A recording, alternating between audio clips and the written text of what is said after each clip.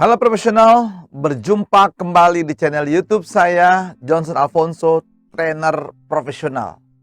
Dalam serial video training yang saya sharing ini adalah lanjutan dari serial training komunikasi, video training tentang komunikasi.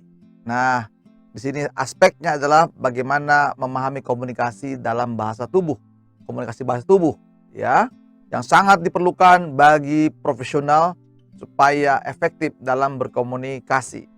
Oleh karena itu sahabat sekalian, tonton video ini sampai selesai dan ingat subscribe, klik loncengnya, kasih tanda like, beri komen positif, kemudian share video ini kepada sahabat-sahabat Anda agar saya juga lebih bersemangat untuk memproduksi serial video-video training lainnya supaya para profesional di Indonesia ini meningkat kompetensinya.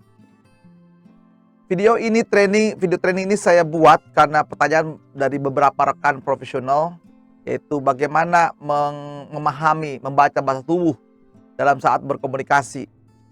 Bagaimana prosesnya, lalu dari mana asalnya, itu perlu kita pelajari dengan baik. Dan video training akan menjelaskan bagaimana strategi memahami komunikasi dalam bahasa tubuh.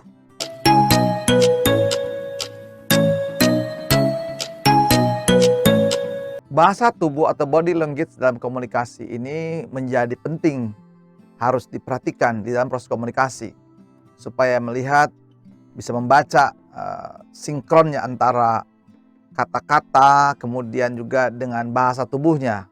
Misalnya ketika dia menyebutkan 5, harusnya jarinya 5, tetapi dia menjawabnya menunjukkan bahasa tubuhnya adalah seperti ini 3. Jadi salah, dia tidak bisa. Artinya ada sesuatu yang disembunyikan. Itu sahabat sekalian.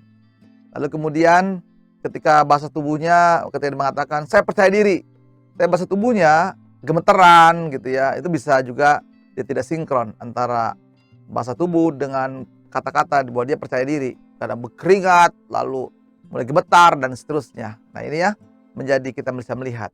Lalu kepentingan-kepentingan lain mengapa mesti mengenali bahasa tubuh, supaya kita melihat di hadapan kita ini orang ini jujur atau tidak. Nah, kita bisa membaca, minimal mengidentifikasi kesesuaian antara kata dengan sikap tubuhnya atau bahasa tubuhnya.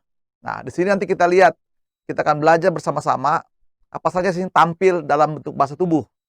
Nah, ini biasanya tampil dari mata, ya. Kita bisa membaca dari matanya, gerakan mata, lalu juga dari gerakan tangan, gerakan kaki, gerakan tubuh kita. Seperti itu teman sekalian ya. Mata, telinga, ya kita ya, dari tubuh kita ini bisa kita membacanya.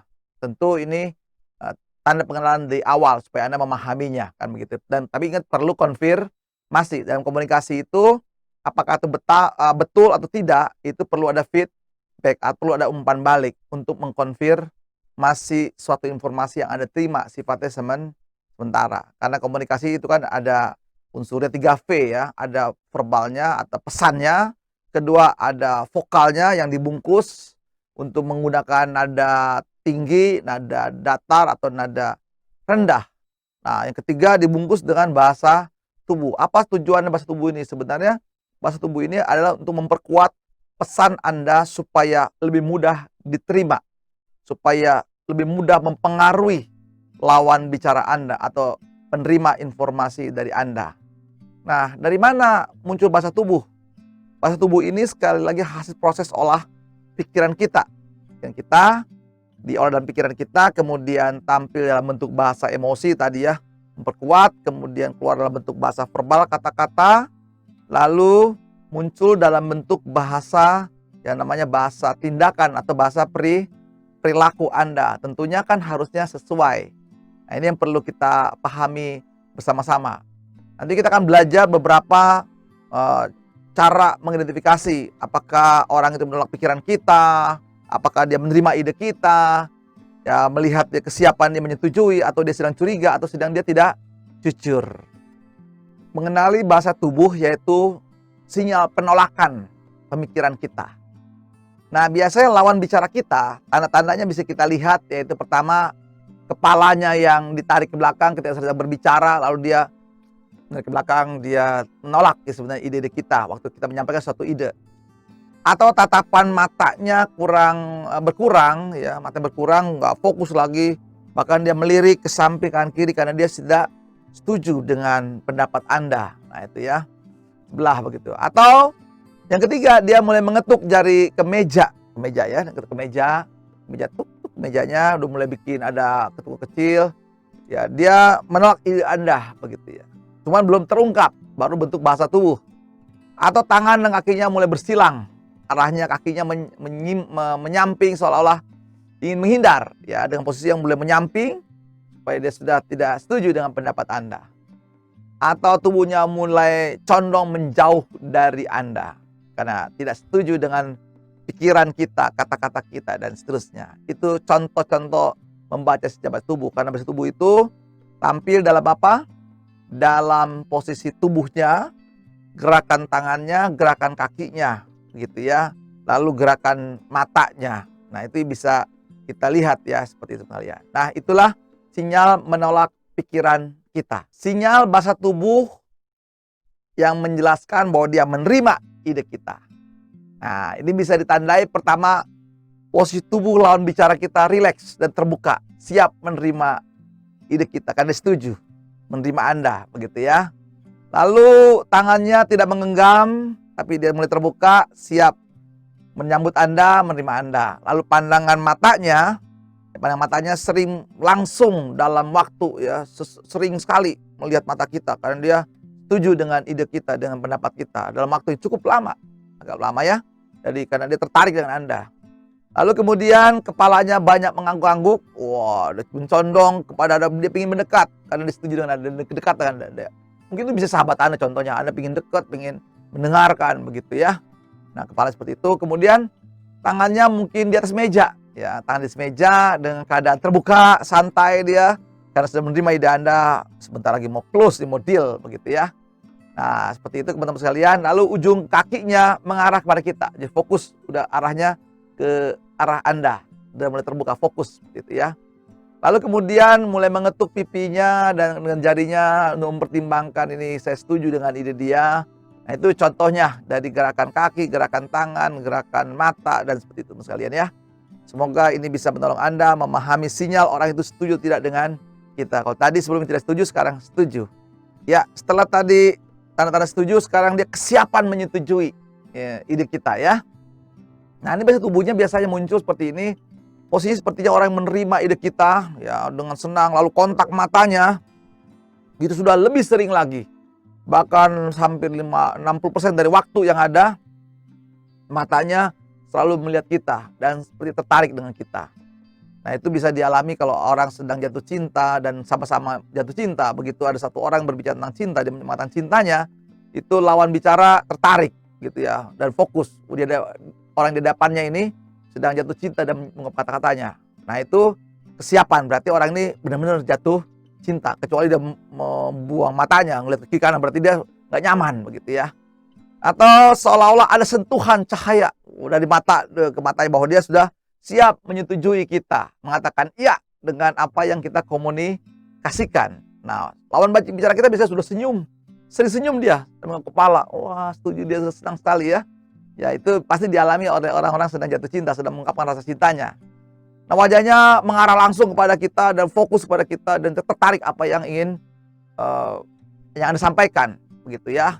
Nah kalau seperti ini sahabat sekalian, kalau Anda proses sedang menjual produk-produk Anda atau jasa Anda, langsung aja sodorkan proposal bahwa dia sudah siap menyetujui. Kalau Anda melihat pasangan Anda sudah komunikasi sudah baik dan intens sekali, berkasih komunikasi dan senang sekali melihat Anda, ya sudah sampaikan rasa cinta Anda dan pasti Anda diterima menurut bahasa tubuh. Nah, bahasa tubuh sinyal kecurigaan. Nah, kecurigaan ini bisa ditampilkan dengan tangannya dimasuk ke dalam sakunya, dia curiga, aduh jangan ada apa di depan, jadi tangannya dimasuk ke dalam saku, tangannya diletakkan di bawah meja, kamu gitu ya. Posisi tubuhnya menolak idenya, wajahnya juga tidak menghadap kita, dan sering agak mengarah ke samping dan tidak setuju seperti itu, dan dia curiga nih sebenarnya Anda mau betul atau tidak begitu ya. Tatapannya matanya tidak bisa langsung ya karena memang curiga begitu ya, karena dia perlu mencurigai Anda ataupun dia pun merasa curiga juga seperti itu sekalian. Nah itu bahasa tubuh sinyal kecurigaan. Berarti Anda sudah siap-siap di sini kalau orang sudah curiga. Ya, sinyal ketidakjujuran. Ketidakjujuran ini bisa tampil dalam bahasa mata, gerakan tangan, gerakan tubuh, gerakan kaki, dan banyak hal. Nah, yang mudah Anda kenali adalah pertama dari gerakan mata. Gerakan mata cenderung menghindar, itu pertama. Nggak berani menatap lawan bicara, ya, nggak berani menatap wajah kita ketika Anda sedang berkomunikasi. Atau kedua, ketika Anda tanya, begitu matanya, kemudian kebanyakan melihatnya adalah ke sebelah kanan atas, begitu ya, karena dia sedang merekayasa satu data, bukan melihatnya ke kiri atas, begitu ya. Nah, itu tanda-tanda curiga. Kalau dia melihat ke kiri atas, ya berarti dia informasinya betul, begitu ya. Tapi kalau dia melihat ke kanan atas, berarti dia sedang merekayasa suatu proses, suatu informasi. Nah, itu bisa dilihat ya. Pertama, intinya dia tidak berani menatap. Kalaupun dia berani menatap, dia cenderung matanya melihat ke sebelah kanan atas. Lalu pindah megang hidung, megang mulut, lalu megang telinga. Nah, itu ciri-ciri orang yang tidak jujur ketika Anda berani menatap dia. Dan itu tanda-tandanya kalau orang sudah tidak jujur. Nah, ada lagi gerakan kepalanya agak menjauh kita, ya. Dia menghindari Anda, kan begitu ya. Nah, ini tanda-tanda orang tidak jujur. Lalu duduknya tidak nyaman, cenderung dia banyak bergeser karena memang tubuhnya panas. Kalau orang berbohong itu biasanya tubuhnya hangat dan panas, kecuali dia terlatih begitu sekalian ya.